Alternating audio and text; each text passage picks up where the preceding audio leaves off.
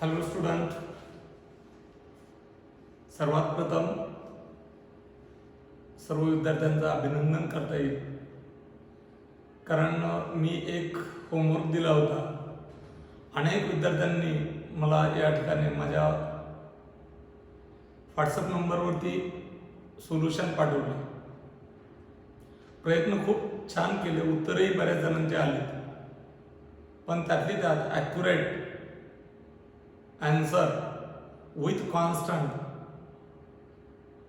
निखिल किशोर उबाळे याने एकदम correct solve केलं. त्यामुळे निखिलचं अभिनंदन. त्याबरोबर ज्यांनी सॉल्व करून आन्सर पाठवले माझ्या नंबरवरती, व्हॉट्सअप नंबरवरती, त्या सर्व विद्यार्थ्यांचं अभिनंदन. जे कोणी प्रयत्न करत नाही त्यांनी प्रयत्न करा, कारण सुरुवात चांगल्या प्रकारची झाली पाहिजे. जेवढं तुम्ही लेट करता, कारण लॉकडाऊनचा कालावधी चालू आहे, किती दिवस आहे, इंडेफिनाइट टाइम आहे, हा व्हायरस आहे, त्यावरती औषध उपचार निर्माण झालेले नाही, लस निर्माण झालेली नाही, त्यामुळे किती दिवस चालेल. आणि त्यामुळं आपण कॉम्पिटिशनमध्ये पाठीमागं पडू नाही. त्यामुळं आपण 10वीचा रिझल्ट येईल नंतर आपण प्रयत्न करू. आज काय करू नका. दिलेले होमवर्क सॉल्व करा. व्हिडिओ जे तुम्हाला पाठवलेले हे वारंवार पाहत राहा. जोपर्यंत समजत नाही तोपर्यंत रिपीट करा. नंतर प्रॉब्लेम सॉल्व करत जा. किंवा जर ते व्हिडिओ पाहूनही नाही समजलं तर डायरेक्ट माझा नंबर मी तुम्हाला त्या दिवशी दिला आहे, 94 23 16 75 49 या नंबरवरती मला मेसेज पाठवा. मी तुमच्याशी कॉन्टॅक्ट करेन आणि तुम्हाला तुमच्या अडचणी सॉल्व करून देईन. जे तुम्हाला होमवर्कला दिलं होतं थोडं स्पीडली या ठिकाणी सॉल्व करून देतो.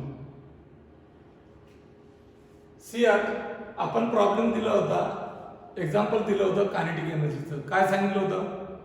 Kinetic energy depends upon mass of particle and it's a linear velocity. तर what is the formula of a kinetic energy by dimensional analysis? Kinetic energy हे कशावरती डिपेंड सांगितली? डिपेंड ऑन काय सांगितली? एक मास ऑफ पार्टिकल आणि दुसरा linear velocity. मग kinetic energy directly proportional to mass, पण त्याची पॉवर माहित नाही म्हणून अननोन एक्स, वेलोसिटी पॉवर माहित नाही म्हणून Y. So kinetic energy is equal to proportionality constant k m raised to x v raised to y. महत्वाचं या ठिकाणी काय तर तुम्हाला कायनेटिक एनर्जी, मास आणि वेलोसिटी याचे डायमेन्शन कळले पाहिजे. मग कायनेटिक एनर्जीचं डायमेन्शन काय? जे वरचे जे एनर्जीचे सर्व एनर्जीचे डायमेन्शन सारखे, म्हणून या ठिकाणी dimension m to the 1 l to the 2 आणि t to the -2 हे एनर्जीचं डायमेन्शन किंवा वरचं डायमेन्शन. दुसरं मासचं डायमेन्शन काय आहे? m to the 1 l to the 0 आणि t to the 0. आणि वेलोसिटीचं डायमेन्शन काय? एकक मीटर पर सेकंद. त्यामुळं l to the 1 t to the -1 खालचा वरती पर आणि m to the 0. ओके. मी इथं डायमेन्शन लिहितो m to the 1 l to the 2 t to the -2 हा कॉन्स्टंट आहे. कॉन्स्टंटला डायमेन्शन नसतात.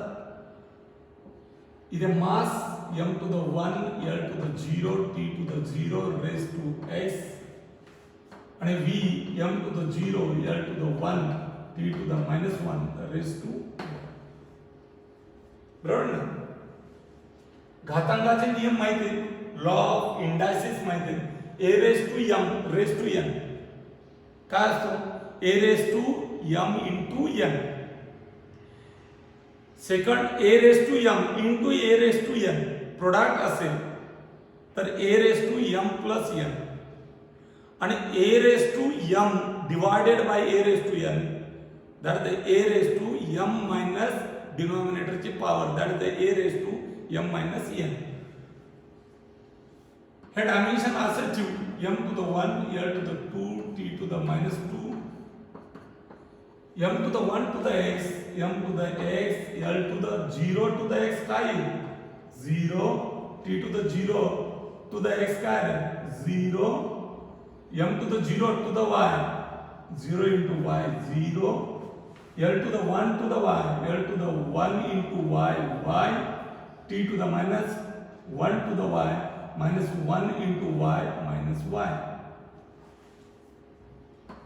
m to the 1, l to the 2, t to the minus 2, m to the x and m to the 0 काय होईल पॉवरची बेरीज m to the x plus 0 x, l to the 0 and l to the y, l to the y and t to the 0 and t to the minus y minus y.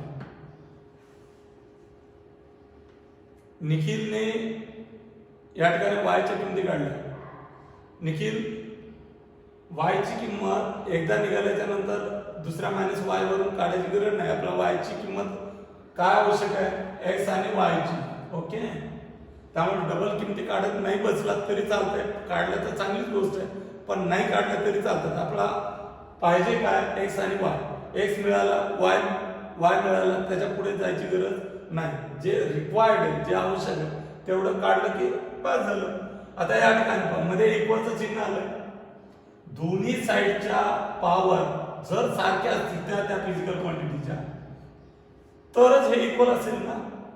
आणि मग comparing on both side x m ची power किती x आणि इकडे m ची power किती 1 म्हणजे x is equal to किती 1.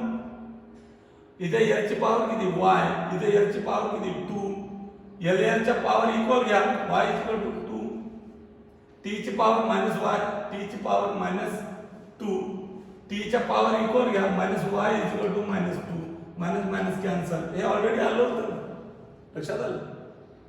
फाइंड आउट केलं तर चांगलीच गोष्ट आहे, काय हरकत नाही. पण आपल्याला x आणि y च्या किमती मिळालेल्या आलेल्या x आणि y च्या किमती आपण याला इक्वेशन 1 म्हणलं तर या इक्वेशन 1 मध्ये ठेवा.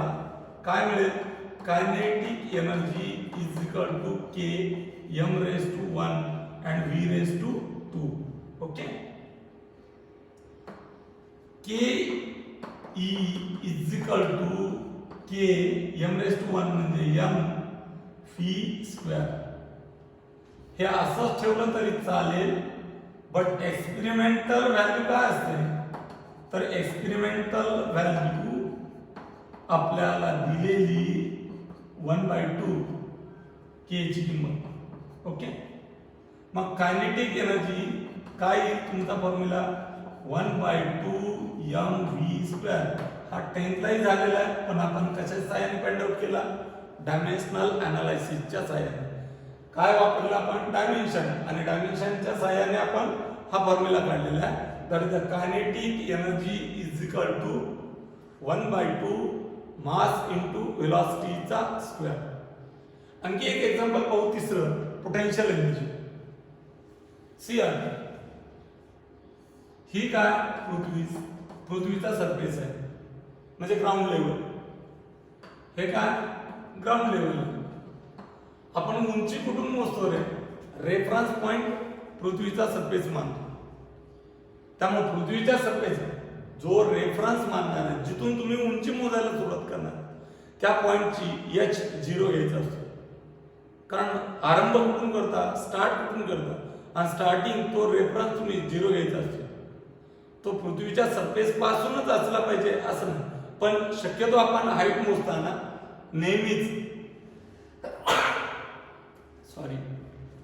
नेहमीच आपण पृथ्वीच्या सरफेस पासून मोजतो. त्यामुळे पृथ्वीच्या सरफेसची उंची 0 आहे.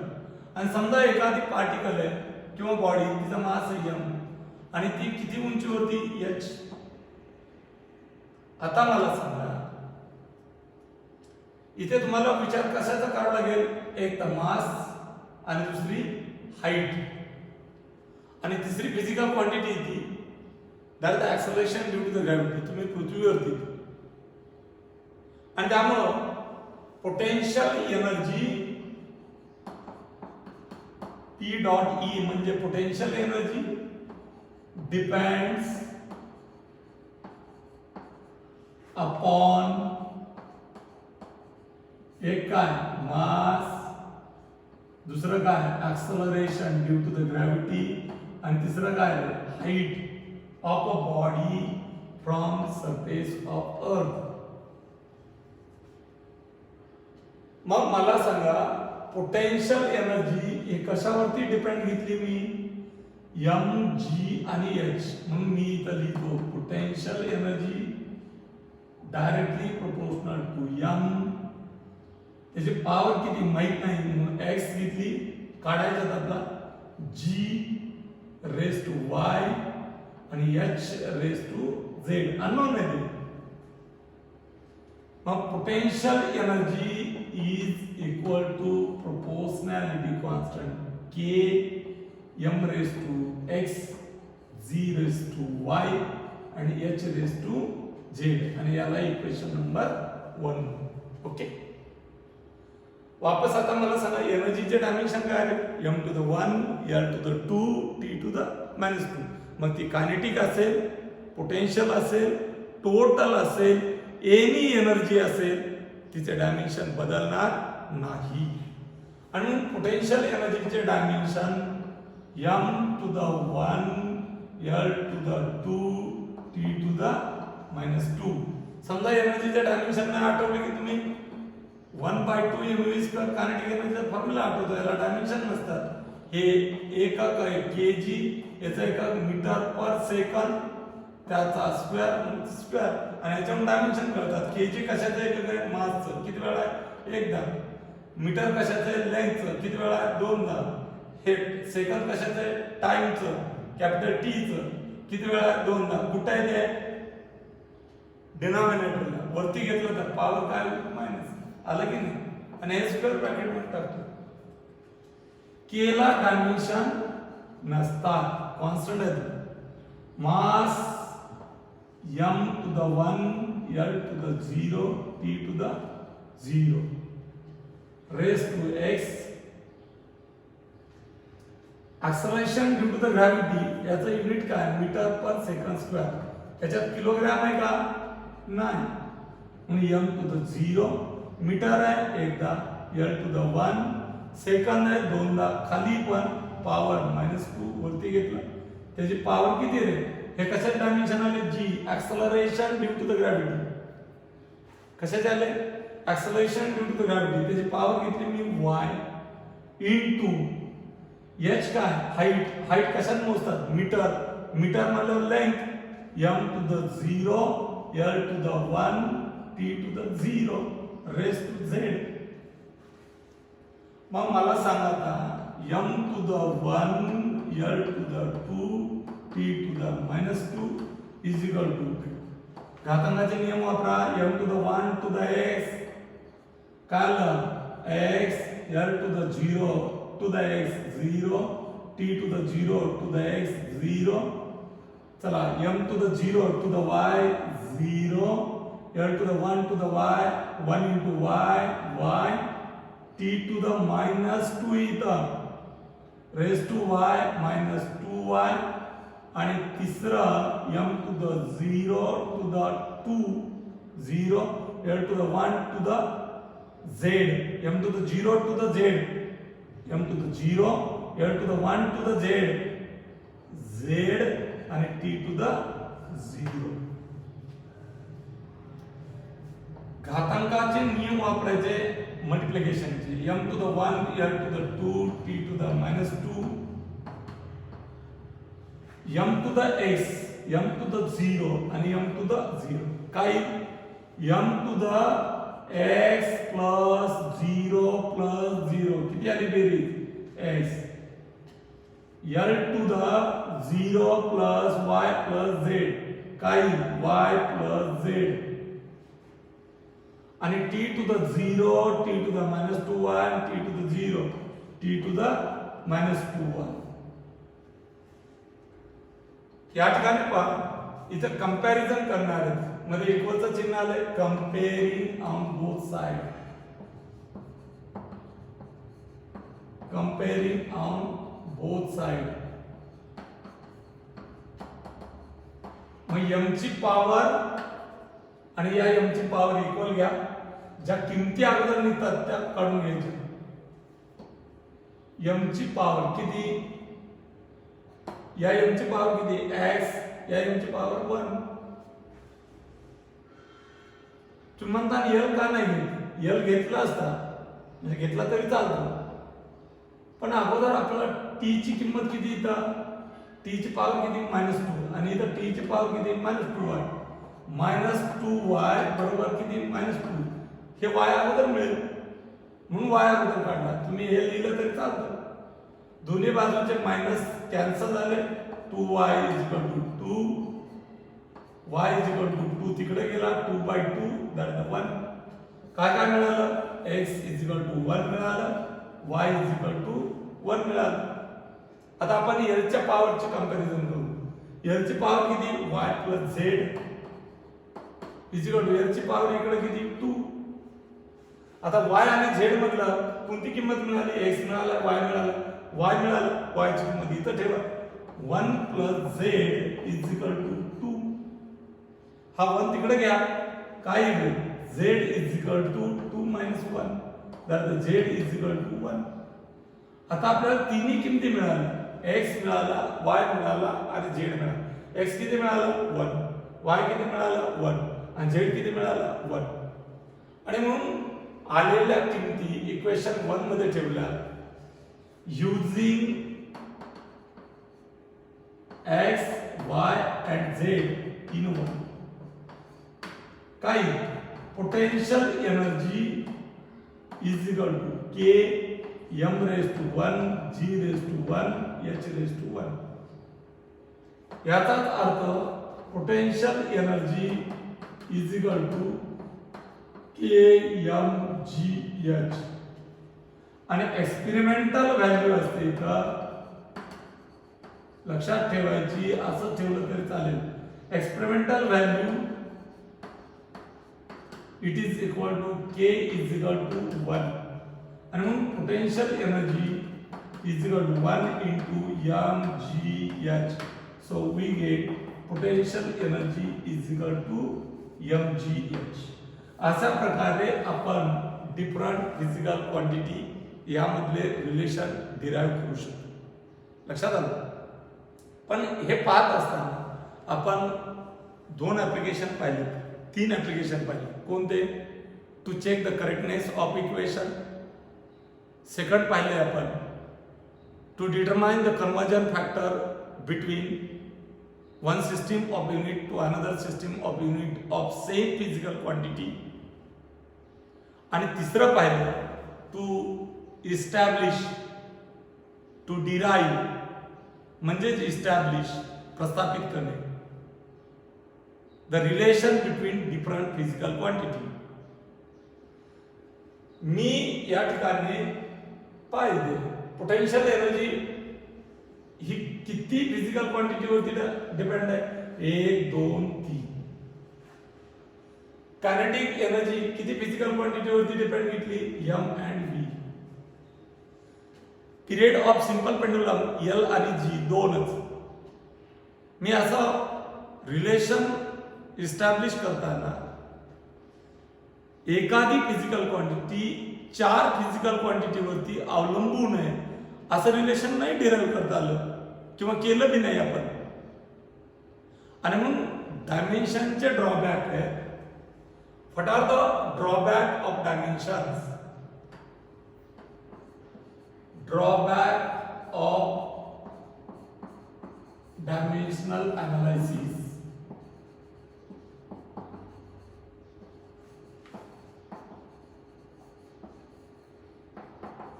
डायमेन्शनल एनालिसिस सर्वात प्रथम फर्स्ट ड्रॉबॅक आपल्याला नेहमीच जाणवला कुठे, रिलेशन इस्टॅब्लिश करताना. के च्या किमती पाठ करायला सांगितलं, माहित असलेल्या किमती लिहायला सांगितलं, नाहीतर लिहू नका, के तसा ठेवा. म्हणजे तुम्हाला प्रोपोर्शनॅलिटी कॉन्स्टंटची किंमत काढता आली का डायमेन्शनने? नाही. याचा अर्थ पहिला ड्रॉबॅक आहे, त्रुटी, की proportionality constant cannot be determined. काय म्हणलं मी? Proportionality constant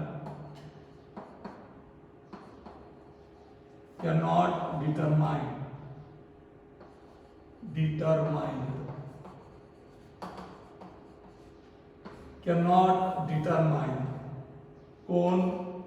proportionality constant cannot determine. दुसरा ड्रॉबॅक काय? दुसरा drawback, the physical quantity which is the depends upon more than 3. किती? More than 3. एखादी फिजिकल क्वांटिटी 3 पेक्षा जास्त फिजिकल क्वांटिटीवरती जर अवलंबून असेल तर ते रिलेशन डिराईव्ह करता येत नाही, इस्टॅब्लिश करता येत नाही, डिटरमाइन करता येत नाही. काय म्हणलं मी? Physical quantity depends upon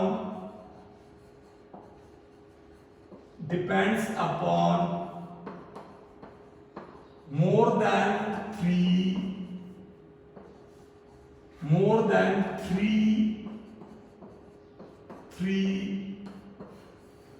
physical quantity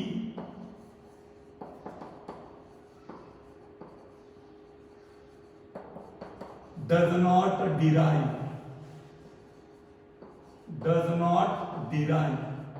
okay, ती फिजिकल क्वांटिटी काढता येत नाही. दुसरा ड्रॉबॅक कोणता? तिसरा. या ठिकाणी थर्ड ड्रॉबॅक काय? सी आहे. मी एक एक्झाम्पल लिहितोय. Phi is equal to U plus eighty.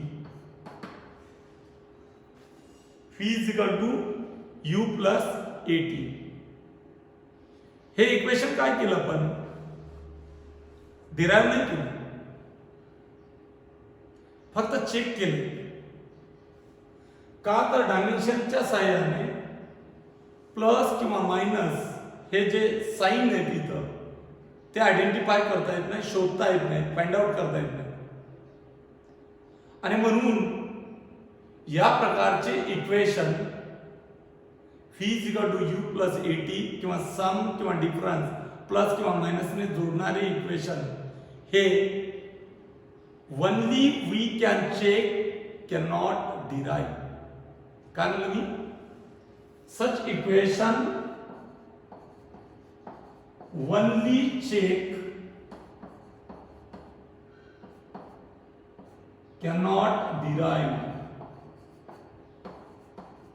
cannot derive. Okay. त्यानंतर चौथा ड्रॉबॅक आहे. ज्या इक्वेशन मध्ये ट्रिग्नोमेट्रिक फंक्शन असेल, साइन असेल, कॉस असेल, sec, cosec, inverse, logarithmic function असतील किंवा एक्सपोनेन्शियल फंक्शन असतील, असे इक्वेशन डायमेन्शनल अनालिसिसच्या सहाय्याने डिराइव्ह करता येत नाही. Equation which consists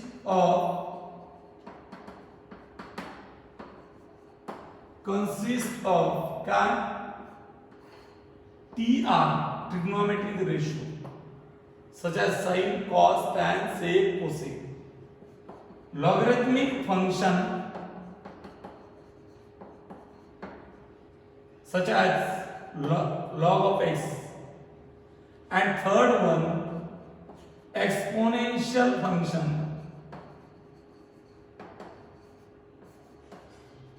Exponential function, that the e raised to x, e raised to 2x, e raised to minus 3x. Such functions are exponential. E, that is the exponential.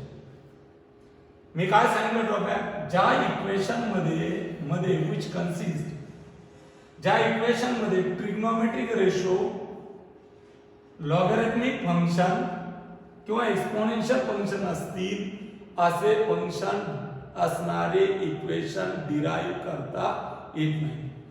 किती drawback सांगितले मी? 4. एक, constant काढता येत नाही. Second, ज्या physical quantity more than 3 physical quantity वरती अवलंबून आहेत, या फिजिकल क्वांटिटीचे रिलेशन डिराईव्ह करता येत नाही किंवा इस्टॅब्लिश करता येत नाही.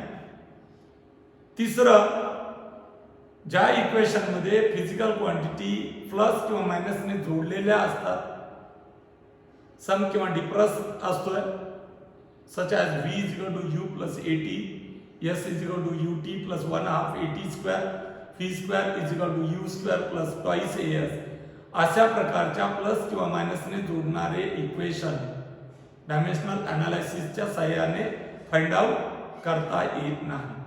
आणि चौथं सांगितलं, ज्या फिजिकल इक्वेशन मध्ये ट्रिग्नोमेट्रिक रेशो साइन असेल, कॉस असेल, टॅन असेल, ईटीसी एक्सेट्रा, किंवा लॉगॅरिथमिक फंक्शन असेल, log of x, log of 3x, log of 2x, log of 5x, whatever may be, आणि तिसरं एक्सपोनेन्शियल फंक्शन असतील, असे इक्वेशन डिटरमाइन करता येत नाही. कशाच्या सहाय्याने?